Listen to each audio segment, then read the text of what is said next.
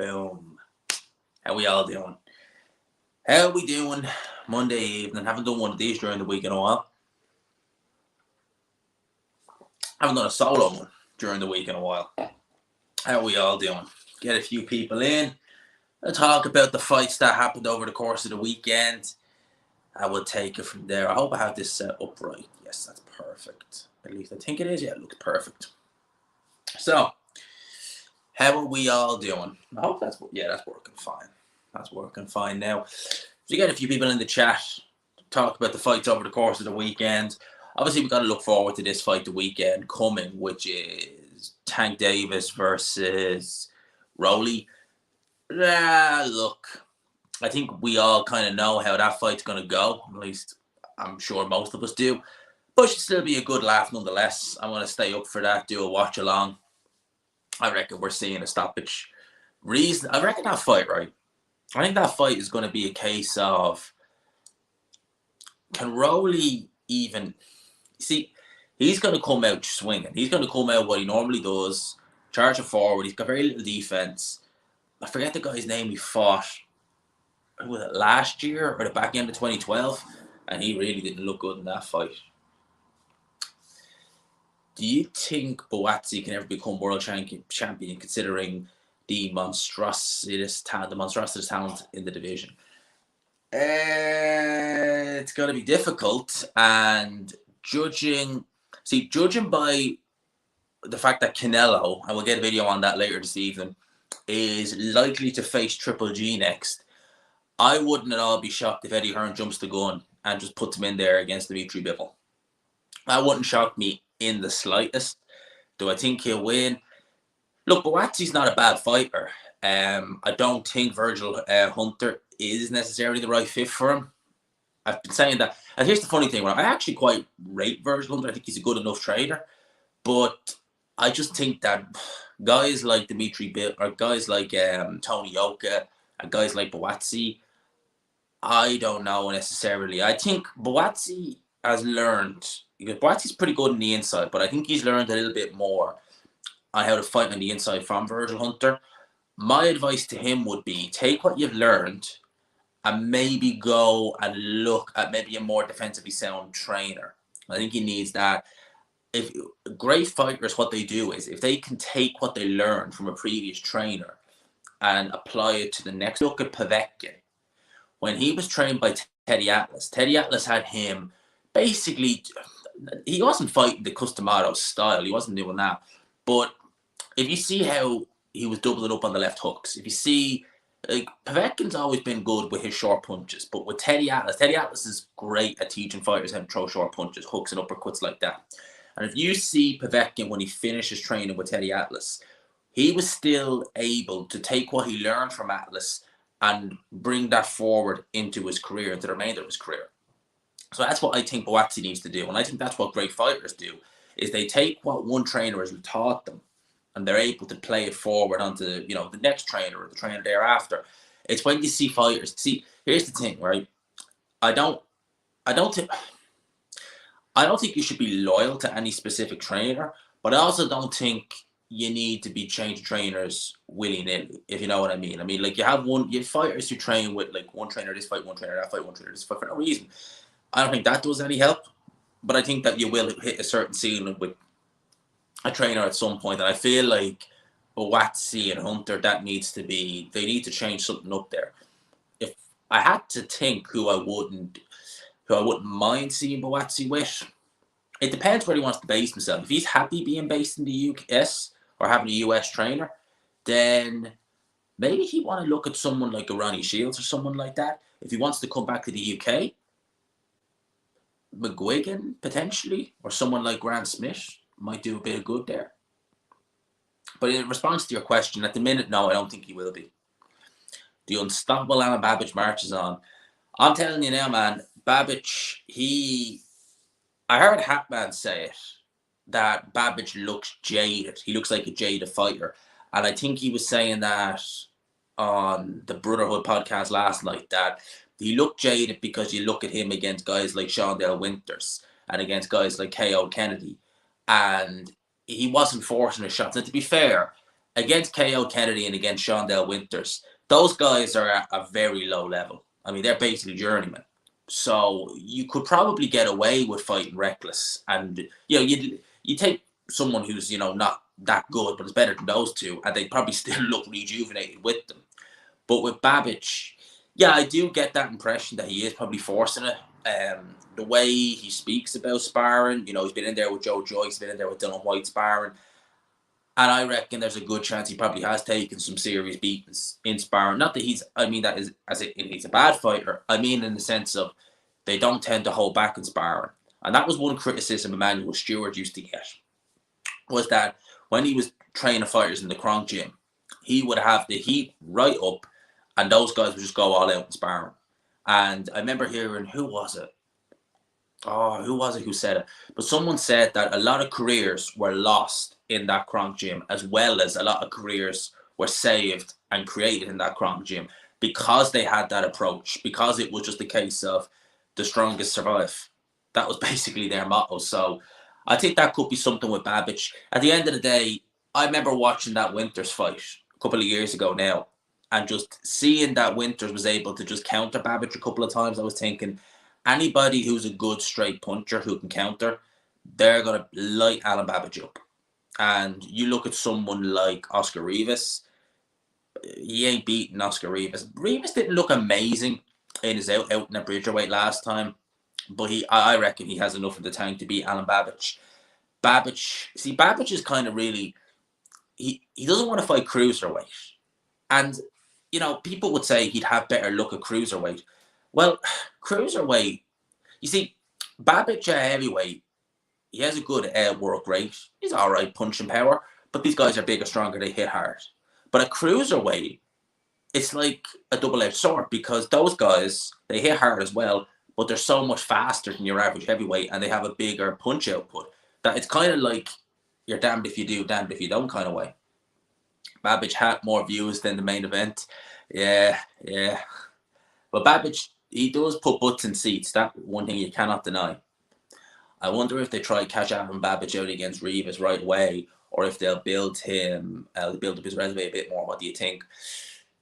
You see, here's the thing, right? If Alan Babbage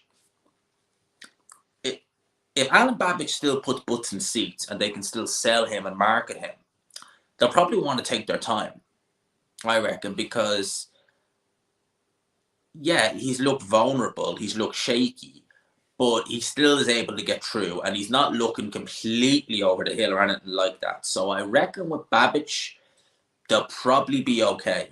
They'll probably take a few more fights. They probably won't worry about him losing.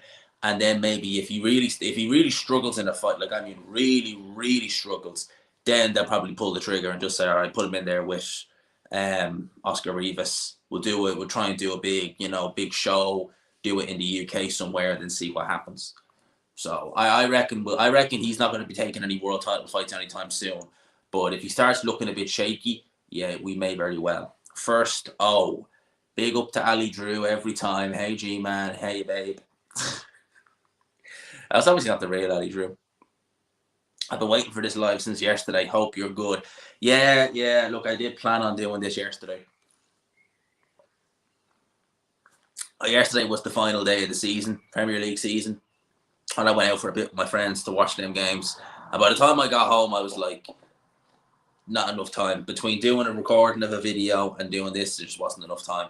So it was a good time. We had good fun. And look, review of the week done quite well. And we've got a full week ahead of us, so we can get a lot more in over the coming days. I've got a lot of things planned this week anyway. But yeah, we'll go. We'll get an hour in tonight. Have no fear. Craig Richards lacks killer instinct. He sits back instead of pressuring his opponent. Yeah, he definitely doesn't seem to have the dog in him. I agree with you there. He definitely doesn't seem to. I mean, there was rounds he just let himself get outworked in the Buatsi fight. I think Richards... Look, I don't think Richards is going to be a world champion. I think Buatsi stands a much better chance of becoming a world champion than Craig Spider Richards. But Richards will always give you a hard fight. I think Craig Richards is one of them fighters. You can just see it in him. He lacks that killer instinct. And I guess with the benefit of hindsight, looking back at that Frank Buglioni fight, that was really kind of where it showed there, where he took that fight on short notice. And he was competitive against Buglioni, but he seemed almost content to lose that fight on points because he had the excuse of, well, I took it on a few weeks, or no, it wasn't, it was a few days' notice. He seemed content with that excuse. He really did. And I guess in the benefit of hindsight, we can look at that.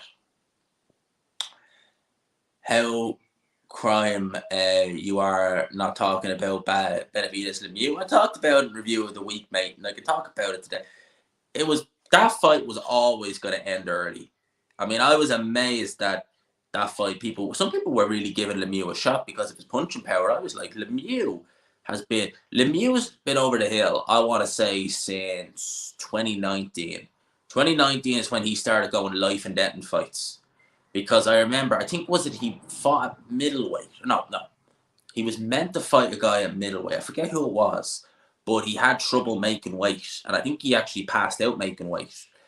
And from then on, he moved to super middle and his career just went downhill. You know, he's not looking. So I knew that fight was a foregone conclusion. It was a case of when, not if. Sanchez versus Babbage. Frank Sanchez. Oh, mate, he would beat the living crap out of Alan Babbage. In fact, he wouldn't beat the living. He'd just school him. He'd just box rings around him. Babbage, it's a matter of time before he gets stopped. Yeah, I reckon as well. I reckon as well. Yes, I do. Do you think Yoka should move on from Virgil Hunter? Yoka turned down an EBU fight against Caballel. Now fighting Umat Kakrin. Yeah, I seen actually. He got a first round knockout. Caballel is a real... He really is just kind of like a part-time fighter. He doesn't seem to be someone who has massive ambition in the sport, does Caballel. And he's not the most entertaining fighter in the world, which he could have taken after the Bacoli loss. Yeah, in response to that question, yeah, I do think that he needs to get rid of Virgil Hunter. He needs...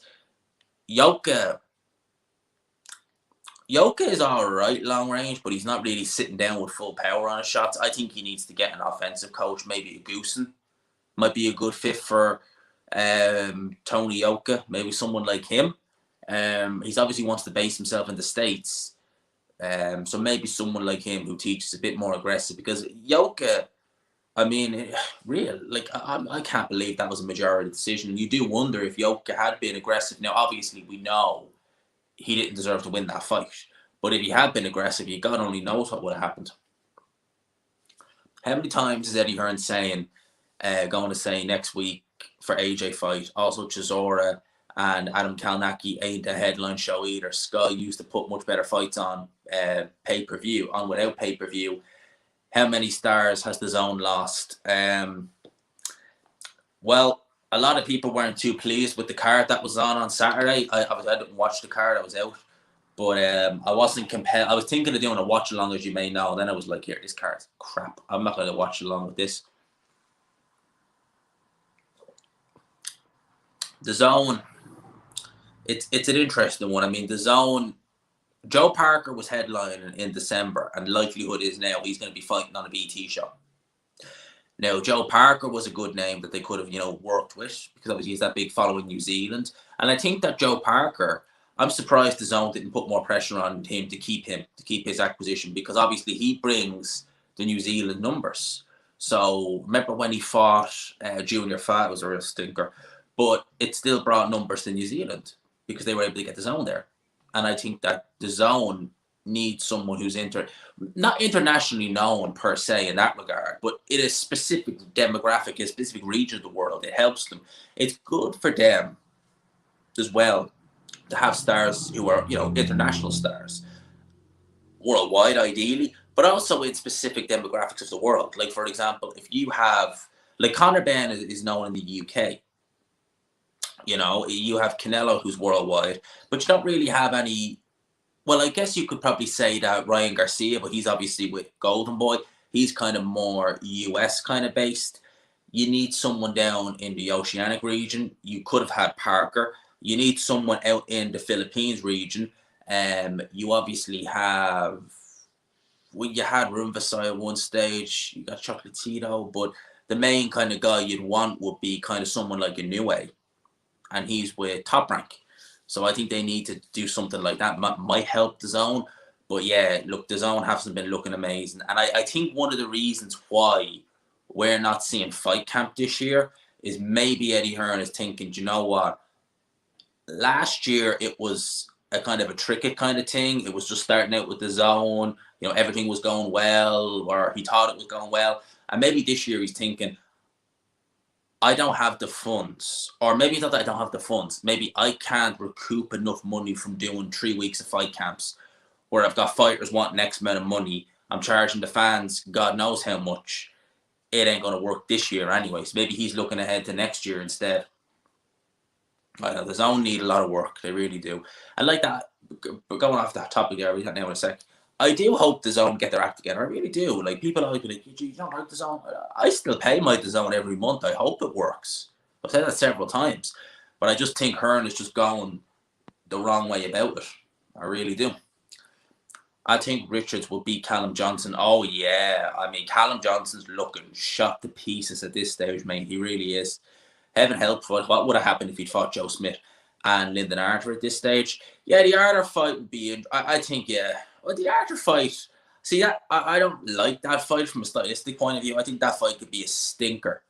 I really do. I mean, like Lyndon Arthur and see Craig Richards would be happy to box with Lyndon Arthur, and he probably would get the better of it. To be fair, but I reckon that fight would be an absolute stinker. Richards versus Arthur. I wouldn't like to see that fight, but I would. Yeah, I'd edge Richards in that fight. I'd rather see him versus Johnson because I think Johnson's just Johnson can punch even though he's near the end of his career. He can still bang a bit, but Arthur's and thing that'd be just shocking. That'd be just, I wouldn't like to see that fight. It'd be just boring. You can't be a B-side and take a laid-back approach like Richards did. No, no, and I think that's sometimes what happens. I think that was exactly kind of what happened. I guess he must have figured I'm doing just enough to win these rounds. But look, he should have known that he was never going to get the rub of the green. You know, Eddie Hearn before the Bivol fight, what was it? Did Richards have 2 fights with Mick Hennessy before going back to Hearn? So it's not like he's been consistently pushed by Eddie Hearn. It's not like they've been equally pushed. It's a real case of Buatsi's our guy, and it showed. You know, the commentary was so biased, crazy. Big up to Wizard, big up to Adam, big up G-Man, big up. All Richards needs to win was more spite. He needed that. He really did fight in it. Like, don't get me wrong, he was very competitive with Craig Richards in the fight. It wasn't a one-sided, you know, Buatsi won every round. It wasn't like that. But he definitely could have asserted himself more. And, you know, I think the win could have been there for Richards. But I just think that, as you say, he was just happy to kind of... It's a bit like, as I said, when he fought... Buglioni.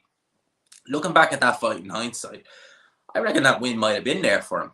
But he was just happy to be there, and he had the excuse of, well, I took this fight in a few days' notice, so I'll end up losing that fight on there. Afro Soul says, have you seen the CompuBox numbers for the fight? I haven't actually seen them. I'd be interested to see them. I would imagine that Buatsi would have outlanded and outthrown Richards. Richards needs a heart transplant to get back to top level, to be a top level. Too laid back, a fighter who's fights in Turkey early on, he fights Turkey early. In the big fights, he gives away most of the first 6 rounds and wonders why he lost. Yeah, look, he did lose the fight, and I agree, he definitely needs to get a little bit more spite. He needs to find a bit more dog in him. I want to do it, like, it's probably a bit late now, because how old is Craig Richards? Is he in his 30s? So at this stage now, it's probably a bit too late. But, in fact, it's definitely too late. It's very rare that you kind of get the dog now at this stage. If it's not there now, it's probably never going to be there.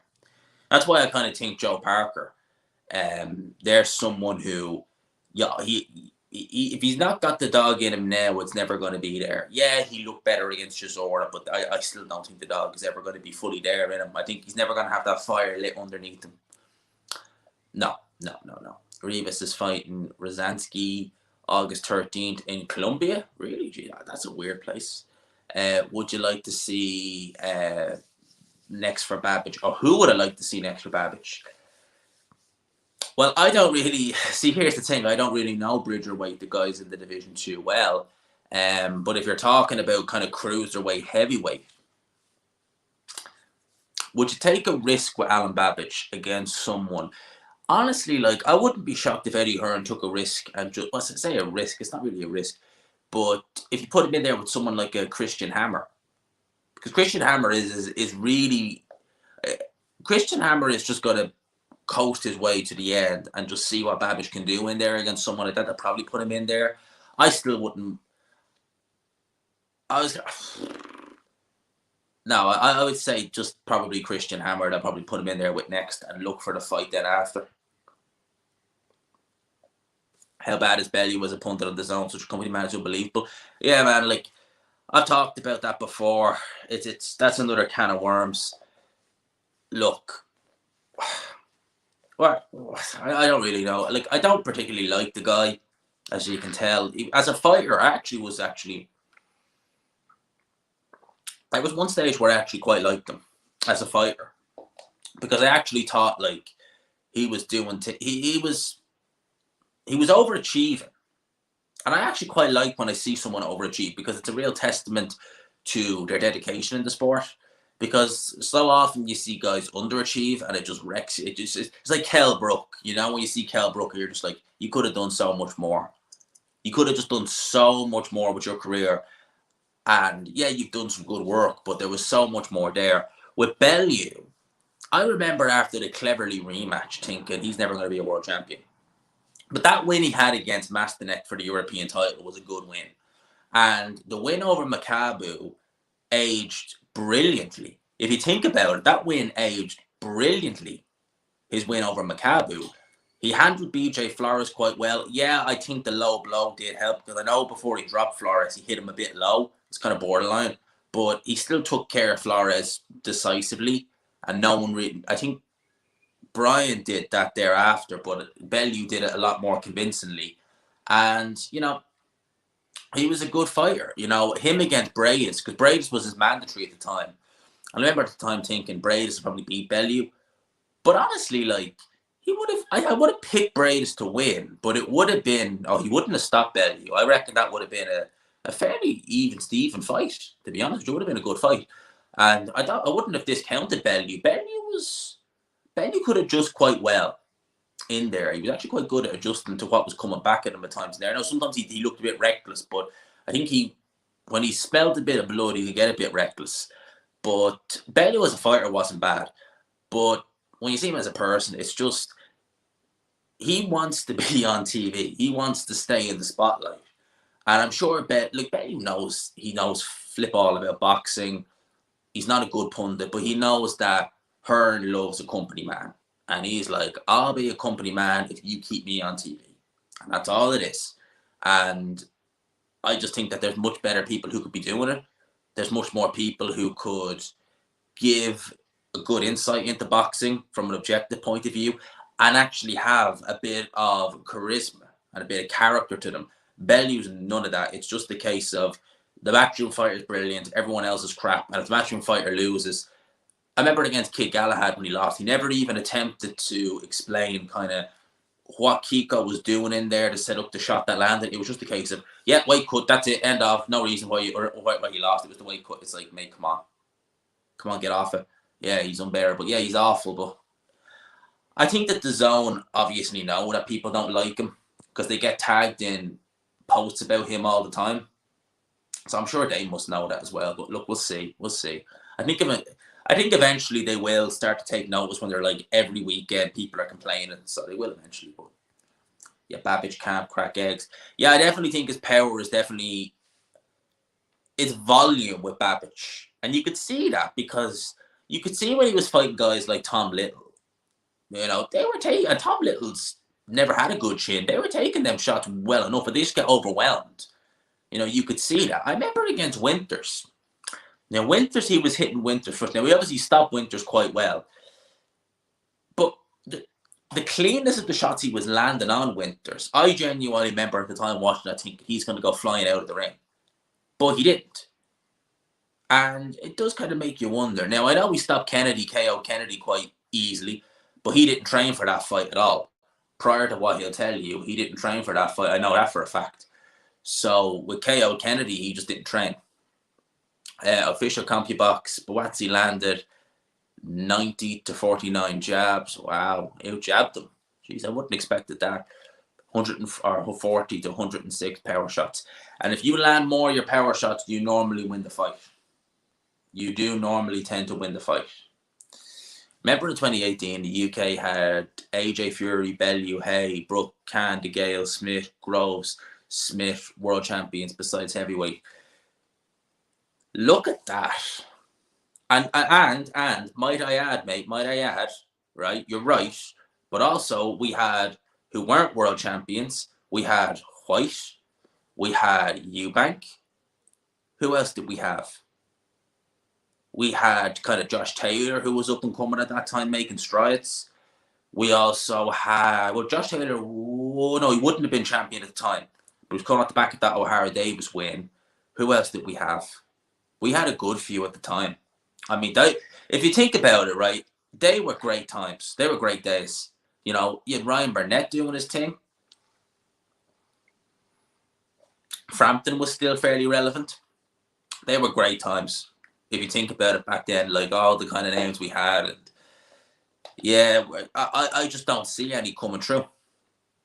I really don't see. Ben Whittaker is someone we're going to want to watch. I can see Ben Whittaker not being particularly liked. And I don't mean in a sense of he won't do numbers. I think he will, but I think people are going to treat him like a bit of a Marmite character. He's going to be a bit like DeGale. See, the public could never really get behind James DeGale. It was weird because in his prime, he was actually quite talented, but the public never really could really get on James DeGale. But yeah, 2018, I mean, that was a hell of a year for boxing. I mean, I want to say 2016 till about 2018, they were kind of peak years for British boxing. Because it seemed everything was happening over here. You know, it really did. 2016 as well. 2016 was a good year as well. Or 2015 was a good year to say as well. But it was really when that kind of took off. That's when everything went to 60. Yeah, actually, that's a good shout. Spilka, wasn't he trying to do Bridgerweight? And Spilka's not exactly durable. I mean, very poor durability is Spilka, but that wouldn't surprise me. Are you hyped for Ten Hag? What is Ten Hag, mate? Maybe I'm missing something. WTF on Bellew. I've done a career review on Bellew, but not WTF. Maybe. I'm working on a few other WTFs at the minute. I'm just doing a bit of research. Bellew was not at the top of my list on WTFs, but maybe I will. Maybe I will. And WTFs are just a career review, you know, but they're fun. Babbage versus Adelaide. Oh, that's an interesting one, actually. I'd probably just favour Adelaide, just based on brute strength. Didn't I see someone ask me about I think I might have missed a chat there. No, I didn't. I thought I did. Big up to Stewie. Yo, G, what about Beterbiev versus Benavides? Mate, now there's a fight. Therein is a fight. Beterbiev, Benavides. Knockout, definitely, guaranteed. And as you say rightly there, you were going to see bombs fly in that fight. I still think Beterbiev is probably the best at light heavyweight.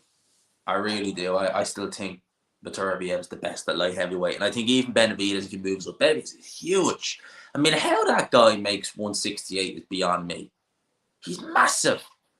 Only throws hooks. Yeah, and I think that's one reason as well why Hatman says he keeps getting injured. Because throwing hooks, you know, it goes without saying, your shoulders, you're putting a lot of your shoulder strength into that. Like, there's a very good chance you could hurt yourself doing that. I think that's one of the reasons why he's been getting injured a lot more frequently. I do love watching on the Babbage fight. Who do you think the best light heavyweight is in the UK right now? Buatsi.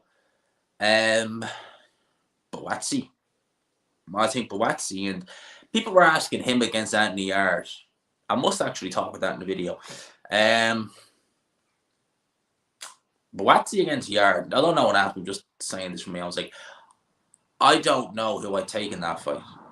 And I've kind of always gone a bit back and forth. There's been times I've thought Yard will win. There's times I thought Buatsi would win. Yard's not really kicked on from that Lyndon Arthurs fight. I would have liked to have seen him go in there, even on the Fury White fight card, even against someone, just to see how he's looking post that fight. He's not really done anything. is just a matchroom. Yeah. Look, Bellew, as I said before, he just wants a job. He just wants to be in the limelight or have a bit of limelight. So I'm sure he knows, yeah, I'm a suck up. Yeah, I'm a brown nose. People don't like me, but as long as I'm on camera, I don't care. And then that is only going to work for so long. That's only going to work for so long. Eventually, that's going to come back to bite you. Babbage versus Adelaide would be awesome. We'll pay to see it. Never going to happen. Who do you think would win between Basic and David Big Toe if they were given 3-month camp now? Between Basic and David Big Toe? You mean Babbage? You mean Babbage and David Adelaide? I'd probably pick Adelaide. He can't though. That guy cannot be objective. He can't. It's not in him. Yeah, shout out to Postman Pat for the £2. Big up G-Man. Will Savage ever throw a jab? Will Alan Babbage ever throw a jab? I've seen him throw jabs in like clips and sparring, but in terms of in a fight, I can't see him doing that, mate. But yeah, shout out to Postman Pat for the €2. That was £2, €2. Oh, United's new manager. I wasn't sure you called him that. Mate, we're shite at the minute. We're absolutely crap. And he ain't gonna turn it around next season. He ain't gonna turn it around. I mean, I think he needs a good 2 or 3 years before that squad. He needs time. The squad is crap. The team just is all over the place. I mean, you seen yesterday at Palace. Like, what the hell was that? Babbage versus Bellew. Come on. If you look at the guys coming through coming through, just compare our Olympics to the US. Shakur, 2-weight world champion already. Yeah. I mean, the Rio squad was not a strong squad. And Coley is the only one. Correct me if I'm wrong. He is the only one to win a world title out of them. The Rio squad was not a strong squad. It was not a strong squad. E-Machine with a good question there. G-Man, would you ever cover F1? You seem to have a huge interest in it, and you also seem quite knowledgeable about Lewis Hamilton. Do you know something, mate? I did think about doing that. I did actually think about doing that. And it's maybe something I will still do. Maybe dabble in. Like, I know just as much about F1 as I do about boxing. Because I've watched F1 longer than boxing. Watched since I was a kid. And Lewis Hamilton, tremendous driver. As a person, I really don't like him. But a tremendous driver. And yesterday was case in point. I mean, that was phenomenal. From the back of the grid to, what was it, P5. He was like nearly a minute behind everyone. That was incredible. In probably the third fastest car. Tremendous driver. But he's just not a likable person. But yeah, like, I'd love to do. Maybe, I don't know about now, but maybe eventually I'd love to do a bit of talk on F1. Just even if it was previewing the races, what teams are doing. And even talking about the history of F1. Because I know a lot of kind of newer fans of F1, they don't know the ins and outs of all the history and like the teams and where they came from. Like, for example, if you look at Mercedes, who Lewis Hamilton drives for now, 25 years ago, that team was called Tyrrell. It went from Tyrrell to BAR to Honda to Braun to Mercedes. That's the lifespan of it. And, Tyrrell were good in the 70s. They dropped off in the 80s, 90s. Then BAR bought it. British American Racing. They were a tobacco company. And they came with like a big budget, and they were hated because they were super arrogant. They were like, they were kind of like the Prince Patel of F1, where they were just like, we're the best, we're brilliant, we're amazing out the blocks. And they came like dead last in their first season. And that was in 99. But yeah, going back to boxing, we can talk about F1 another time. G-Man, I think Bivol showed up for Canelo. The Bivol that showed up for Canelo beats Beterbiev, but Bivol might not be as powerful, but he's a better boxer and his defense is good enough to avoid big shots from Beterbiev.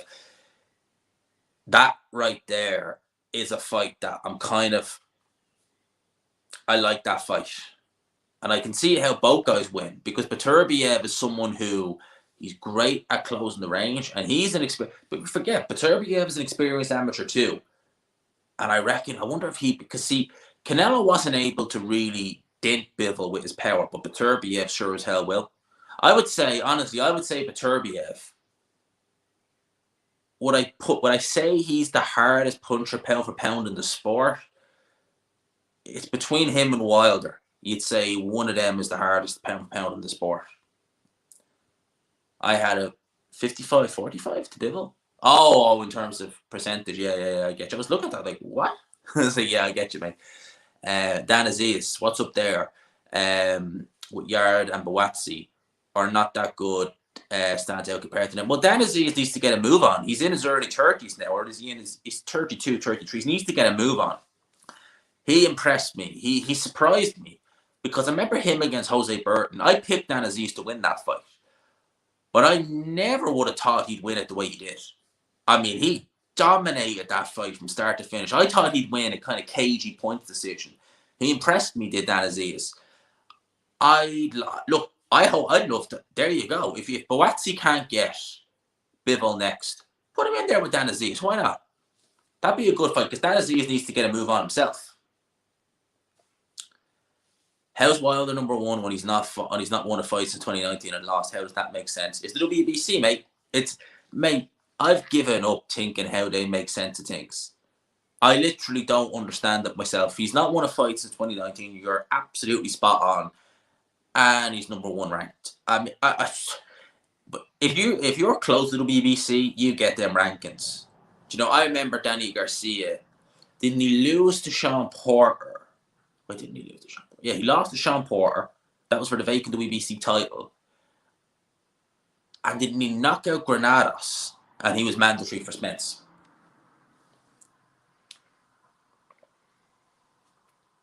Oh, you meant David Haye versus Babbage. What now? I mean, Jesus Christ. David Haye, man, the guy can barely probably walk properly. I remember seeing him up in Belfast, and that was a couple of months after he fought Bellew. He was still limping. Loving the trendy jumper. Jet black, man. Jet black. Love black long sleeves. Who wants a black long sleeve?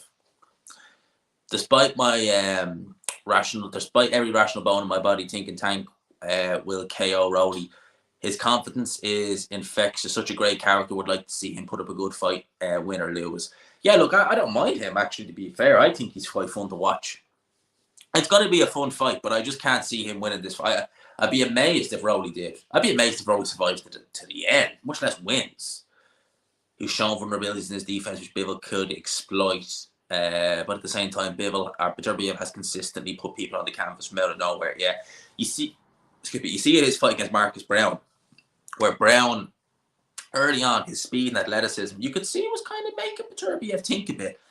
But he just kind of, it's weird. He's just like seek and destroy, and I will break you down. And that's exactly what he did.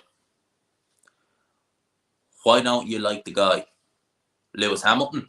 Because I don't like virtue signalers, and I don't like people who don't practice what they... I mean, Lewis Hamilton gets on a flipping yacht and a fucking powerboat and is telling people about, you know, the old sea change word. And he's got a car. He's got a garage with like 20-odd supercars in it. Yeah, get a grip, Lewis Hamilton. Evening all. Yeah, evening to Dan.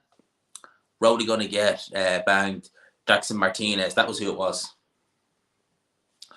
What's happening with a collie? He could unify a cruiserweight, but doesn't seem like anything's happening. I think he needs to move to heavy. I reckon he's struggling to make... I mean, he is a unit at 200 pounds.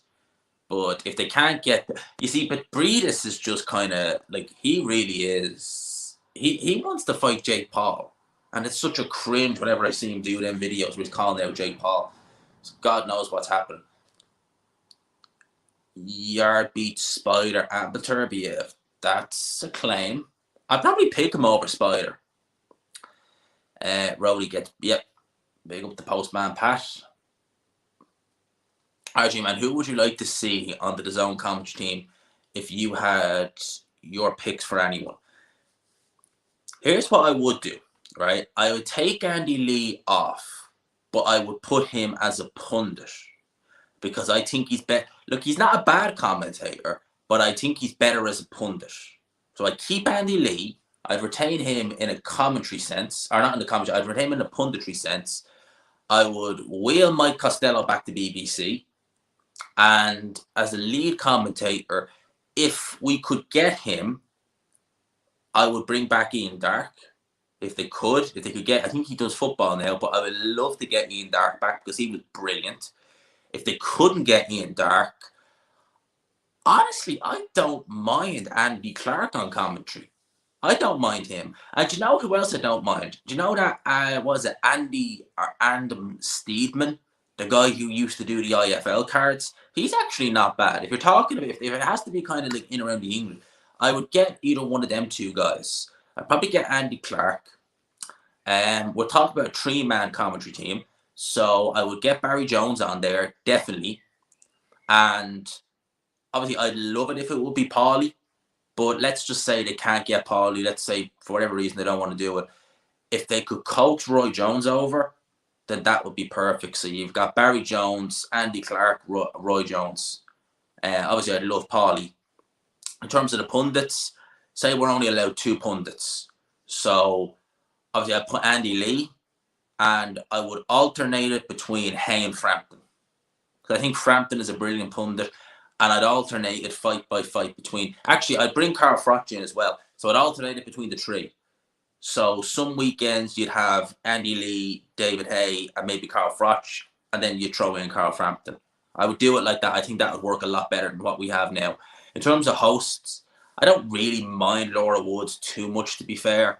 But I think that Paul Dempsey is a better host, and I'd love to get him over to the zone. Paul Dempsey on Sky was brilliant. So that would be my choice. Aziz is overlooked. Yes, I want Early to win so badly, but I can't see it, man. Stylistically, I just don't think it is. Aiden the G, man, I think Hearn will get out of boxing soon. Start doing festivals and concert. That's a claim, mate. Look, Hearn has talked about it, all right. Not like in the immediate future, but he's kind of hinted that, like, or claimed that, like, he's not going to be in boxing forever. And I don't think Frank Smith would have the same rapport that Eddie Hearn has. That's a good one now. Well, Eddie Hearn is pretty much, I think he's chairman, correct me if I'm wrong, with the PDC now. So I wonder would he maybe look at doing the darts full time, maybe taking a real full hold on that and going full tilt into the darts, because I think that the zone, if they could actually get, because I know Sky still have the rights to darts. I know certainly for the next 2 years, possibly more. But if they could have got the darts on the zone, I mean, darts is probably, if it's not top 3, it's definitely top 5 most watched sports in the UK. In fact, it probably actually is in the top 3. If they could have got that on the zone, they really would have been onto something. They would have done something with that. Will Tang fight somebody next? Who, mate? Who? To be fair, Cruz isn't that bad. Do you think Eddie Hearn will ever announce the AJ Usyk fight? May. Your guess is as good as mine. He's got plenty of time, to be fair. He's got plenty of time. I tell you one thing, I'm more flipping waiting on them to announce Joe Parker versus Joe Joyce, because I booked a combination of flights to go to that fight. And I'm just waiting for the tickets to go on sale. And believe you me, it wasn't cheap getting accommodation and flights over to it wasn't cheap to get either of them, to be honest with you. So I'm hoping they announce that fight, because I don't want to be stuck in I don't want to be stuck waiting, like thinking like, well, I'm happy to go to the UK for a break, but I'd like to go and see a fight when I'm over there. I haven't seen a fight in nearly 3 years live. Paulie's YouTube channel is class. Yeah. I'm surprised more fighters aren't doing that. Frampton does it, Paulie does it, Porter does it, O'Hara Davis used to do it. I don't know if he still does. Is there anyone else?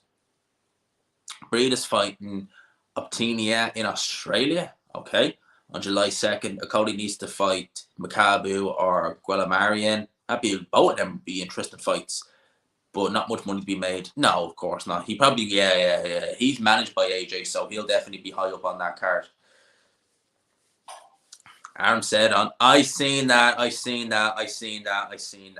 He is praying AJ wins. He is literally praying that AJ wins that fight, because he knows the AJ fights were way more than the Usyk fight. I seen that. That to me is just as simple as he wants the AJ fight. That's simple as what that is. I seen it. And I wasn't remotely surprised when I seen that. I was like, he wants that AJ fight. That's all that is. He wants that AJ fight bad. He wants that AJ fight bad. People, 96 in the chat. I've only got 26 likes. If you could, smash the like button to help your boy out. Help the channel get to 8K as quick as we can. But yeah, I did see that. Now, here's an interesting one. And I have the clip saved, but I just haven't watched it yet. Did I see the clip of Liam Smith catching Leharaga's team stacking his hand wraps while wrapping them on Friday? I have the clip there saved, but I haven't actually had a chance to really go in and watch it. But that is, if that's true, two things. One, that doesn't surprise me, because of those Spanish shows, lads, I'm telling you now, you could say that with all boxing events, but they really seem to be like that. They seem to be really out there in terms of the old C word over there in Spain. Because Leharaga's shows, I've seen some not just with his fights, in some of the other fights on them cards, seriously bad officiating. Like, I mean, officiating that. Do you remember, what was his name? The guy who was undefeated, the German guy. He fought Robin Reid. What was his name? Can't remember his name. He was unbeaten, but he was kind of, what was his name? The German guy. You know who I'm talking about. What was his name? It's gone. But he, bit like him over there in Germany, he used to get a serious rub of the green. What was his name? Does anyone in the chat remember the German fighter? He fought Robin Reid. That was a horrible fight, by the way. Robin Reid got really hard done by. It's gone. No, it's gone. I can't think of his name. Wait there a sec. Robin Reid versus Sven Oktagon. That's it. Sven Oktagon. Reminds me of his fight when he was fighting in Germany. Loved the black and gold Lotus Formula 1 cars. Yeah, those cars, Colin Chapman made them cars. They were gorgeous. You had Ronnie Peterson driving them. R.I.P. Ronnie Peterson. He was seriously good. He's probably one of the best drivers to never win a world title. No. Well, I say no. Probably will if there's nothing else on, but I just don't want to watch that. Yeah, Sven Oktagon. Thank you. Yep, Sven Oktagon. Yeah, that was who it was. He literally, right, his whole reign, he was undefeated, but his whole reign in Germany, I think he was WBO champion. WBO, I think he was, no. I think, was he IBF? I think he might have been IB. I can't remember exactly which title he had.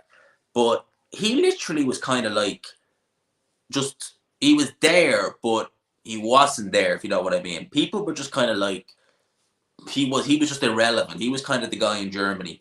Yeah, Sturm had some bizarre decisions. Like, Sturm, any major fight he had, he either won it where majority was thought he lost it, or he either lost it like against De La Hoya where the majority thought he won it.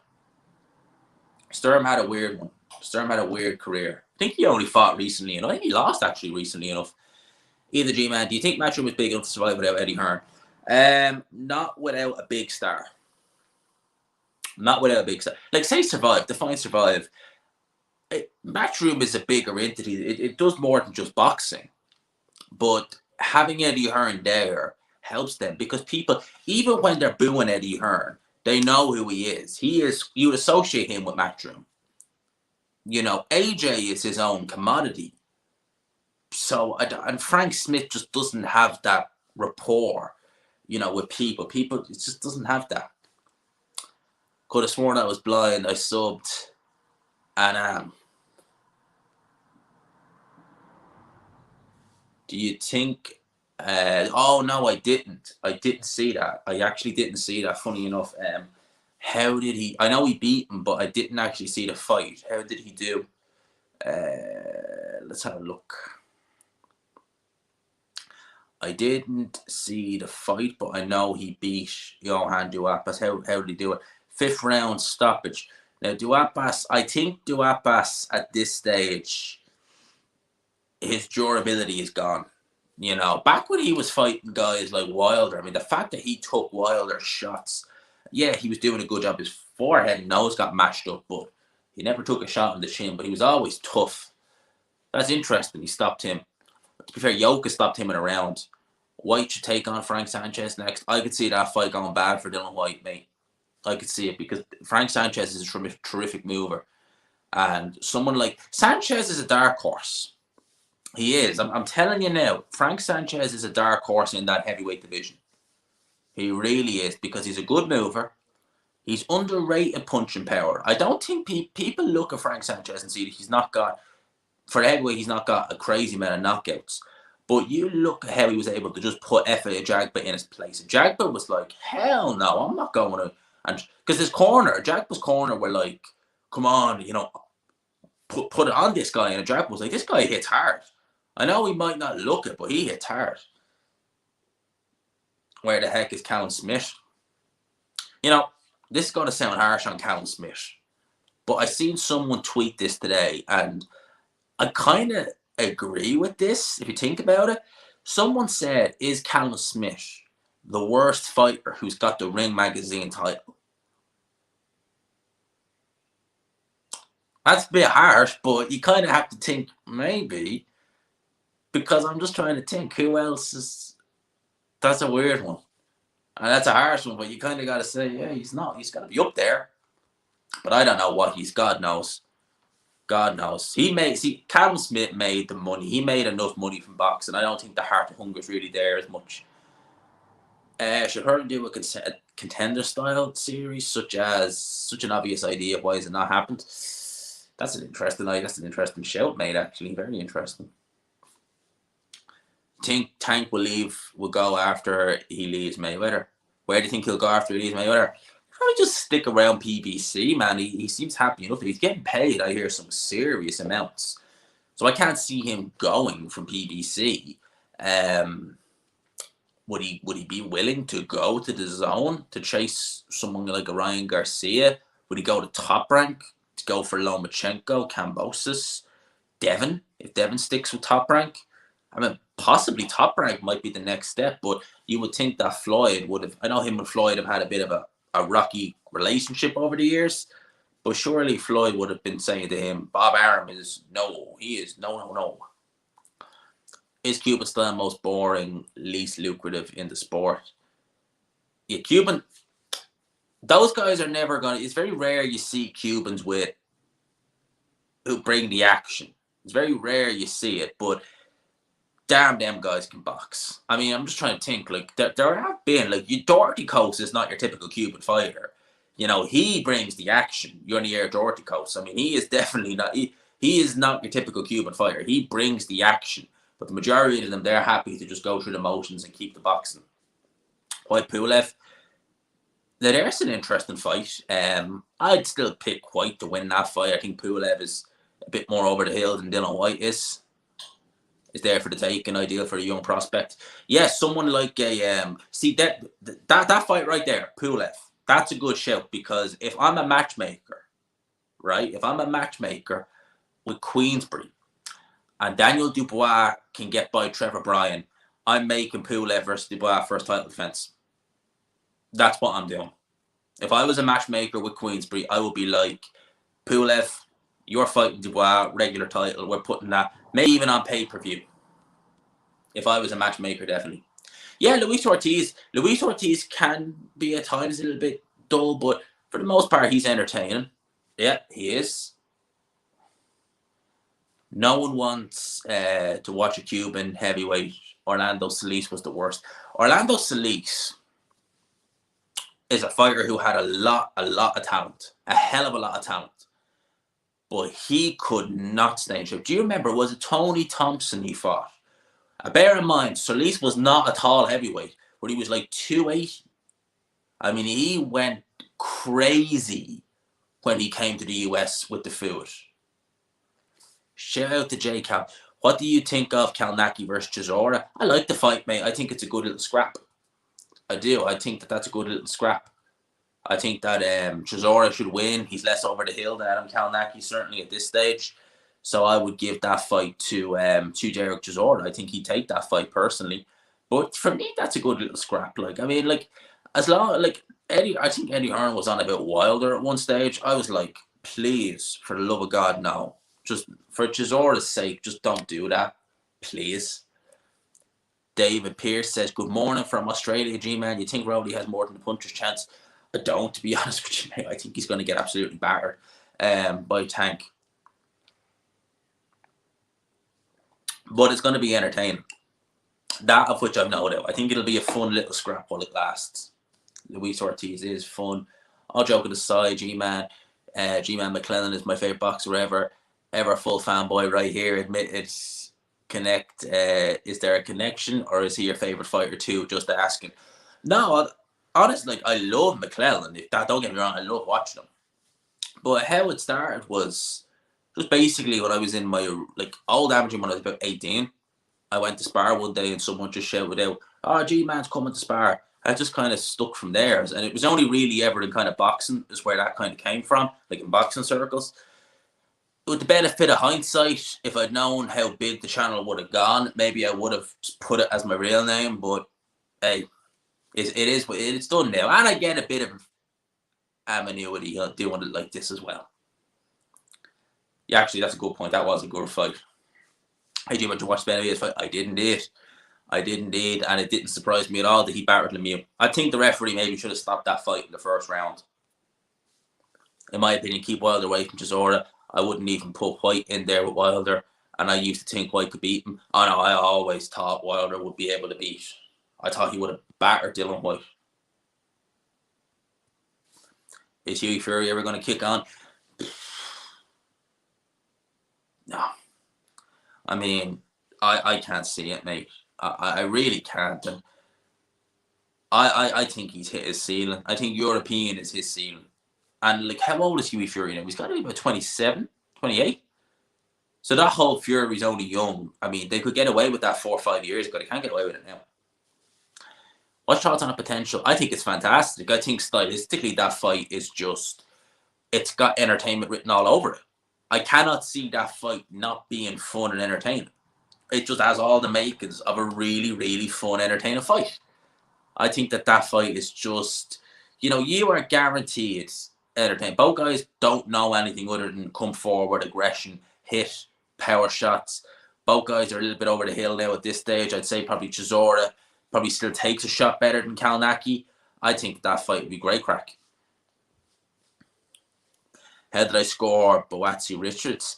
I would either go, I originally had it 8-4 to Buatsi, but you could easily go 5-7 or a draw. If it wasn't a clear-cut one guy won. If someone had Richards winning, I didn't think he won, but there was close enough rounds, but I just felt he got outworked by Buatsi. I felt he got outworked. It wasn't a schooling or anything like that. It was a good competitive fight the whole way through. It was a good fight the whole way through, good and competitive. So where are we at now? What time are we at in this stream? So we're 58 minutes in. I'm probably going to give it another few minutes and then call it, because what time is it now? It's only 9 o'clock. So I want to get a video recorded and upload it tonight, because I don't know what time I'll be home at tomorrow. I will get a video out tomorrow at some stage probably, but I want to get this out tonight as well. But we'll keep going for the time being. In terms of people in the chat, 94 in the building and 47 likes. Let's get me up to 50. If you could, smash the like button, please. Help your boy out. Best I could do with Spider is a draw. Had an 8-4 Buatsi. Yeah, and around that, and Buatsi did outwork him. But yeah, definitely. Well, Buatsi did buzz Richards at times in that fight as well. We need to remember that. But Richards took a good few shots in that fight now, actually, when you look at it. I think it was the 8th round. Buatsi hit him with was it an overhand right? That appeared to stun Craig Richards. Not stun him, but he definitely felt it. He definitely kind of, was like, whoa, I felt that punch. So, both guys did have their fair share of success, and it was a good fight. It was a good fight. I think with Richards, it's a real case of, just kind of where do you go from here. But Buatsi, he can kick on from that. I'll name this account later. If you were a 25-year-old fighter coming out of the amateurs, which promotional company would you sign with? It's a good question. If I was coming out of the amateurs, I would take a stab and go with Ben Shalom, I'd go with Sky. I think that Sky is proven. It has a track record. It knows what it's doing. It knows how to get behind its fighters. I'd go with Sky. Even if I had the chance to go to the States, I'd go with Sky. I'd go with Ben Shalom. I would. I see. Interesting. Probellum put a show on a couple of days ago on their website, and they've been signing a couple of fighters. So Probellum still seems like they're doing business despite the whole El Chapahan situation. So it's an interesting one. We'll watch the space with Probellum. Would you rather be Matchroom with Galal Yafai or Sky with Ben Whittaker? Definitely Sky with Ben Whittaker. Galal Yafai is a good fighter. He's on a good platform with Eddie Hearn. Eddie Hearn will push him, but his division is full of sharks. And I think they want to push him quick. And I think that might be where it all comes undone. And I think Sky they've hit the jackpot with Whittaker, I think, there. I really do. Yeah, you know what the funniest thing is, right? Dana White loses to Fury, he goes down to 7. Deontay Wilder's not won a fight in 2 years, he's number 1. I mean, where do you, what? For UK fighters, it's no-brainer. Choose Sky Matchroom. Exactly, it's a no-brainer. You'll have the most exposure, and Eddie admits they're giving the top prospects twice as much offers. Yep, it's a no-brainer for me. If you said to me, 25-year-old amateur turning pro, I'd be like, Sky. It's a no-brainer. Speaking of Huey G, what do you think of him versus Hunter? I like that fight. I think that Huey Fury is going to be in for a shock against Hunter's speed. I don't know how the zone can even be in conversation for AJ Usyk when Eddie Hearn said the zone still can't be shown in pubs yet. Really? I didn't realize they couldn't show it in pubs. Well, not that they couldn't show it, but pubs probably don't have to. That's mad. That is mental. Jeez, I didn't realize that. I suppose actually it makes a lot of sense. You could just get any pub, every single pub up and down the UK would probably have Sky. And again, there's another reason why you need to be Sky is just. It's not just the promoter. I mean, Ben Shalom seems all right, but it's the Sky brand. They will if you're good, they will market the shit out of you. You think Matchroom and boxing needs to be reviewed?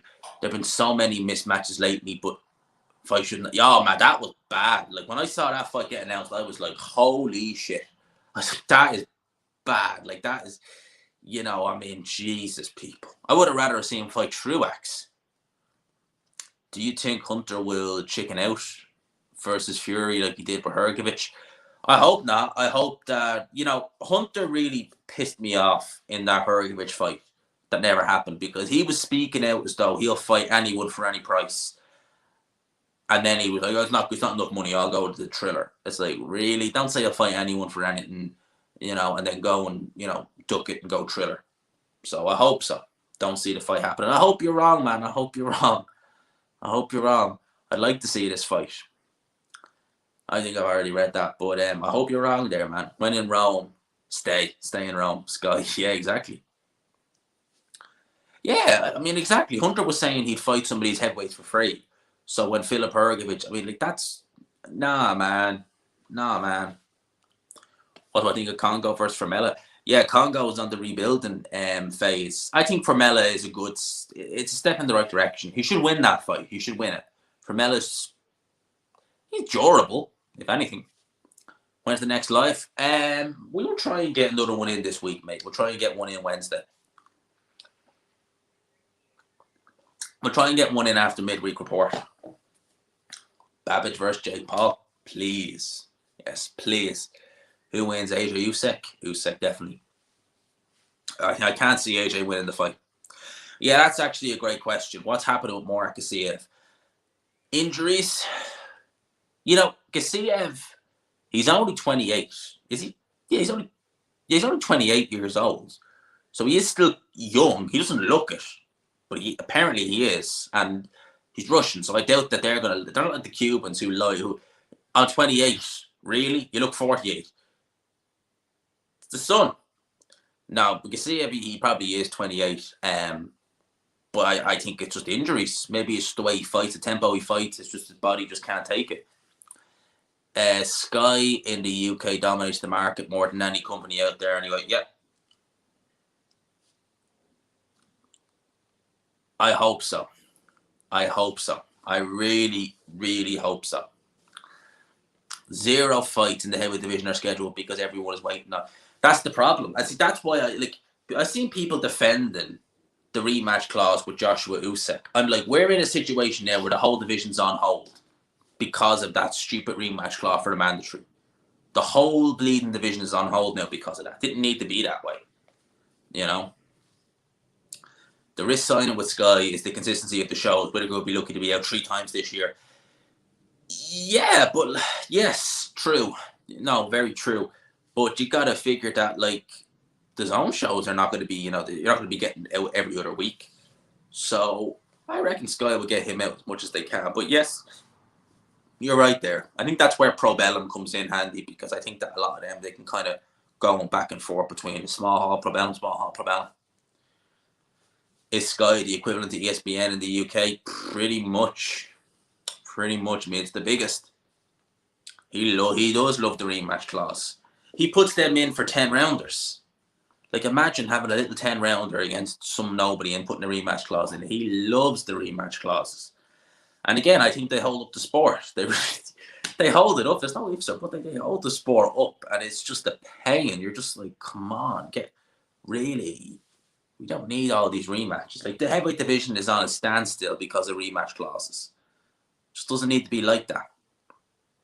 People, I've gone for a little over an hour here. I'm going to call it for the evening. I really wanted to get this live out yesterday.